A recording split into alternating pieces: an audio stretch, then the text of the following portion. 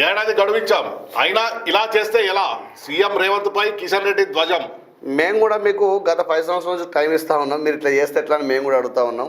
ఎందుకంటే దేశంలో కూడా బీజేపీ వచ్చినప్పటి నుంచి అన్ని రేట్లు పెరుగుతూ ఉన్నాయి, నిత్యావసర వస్తువులు ధరలు పెరుగుతూ ఉన్నాయి, సామాన్యుడు బతుకునే భారం అవుతూ ఉంది. కాబట్టి మేము కూడా అడుగుతూ ఉన్నాం, మీకు టైం ఇస్తే గిట్లని చెప్తారని మేము కూడా అడుగుతాం. దయచేసి సెంట్రల్ మినిస్టర్ గారు కిషన్ రెడ్డి గారు మీరు దయచేసి కేంద్రంతో మాట్లాడి ఏమన్నా సామాన్యుడు బతికే విధంగా ఏమైనా తీసుకురావాలని చెప్పి మేము కోరుతా ఉన్నాం. అయితే సగటుకు ఇక్కడ తీసుకుంటే ఏ ఉద్యోగి కానీ ఏ కూలికి కానీ జీతాలు పెరగలేదు, ఇన్కమ్ పెరగలేదు, కానీ నిత్యావసరాల సరుకులు మనం ఏదైతే మనకు కావాలనుకుంటామో అవి డబల్ త్రిబుల్ అయిపోయాయి.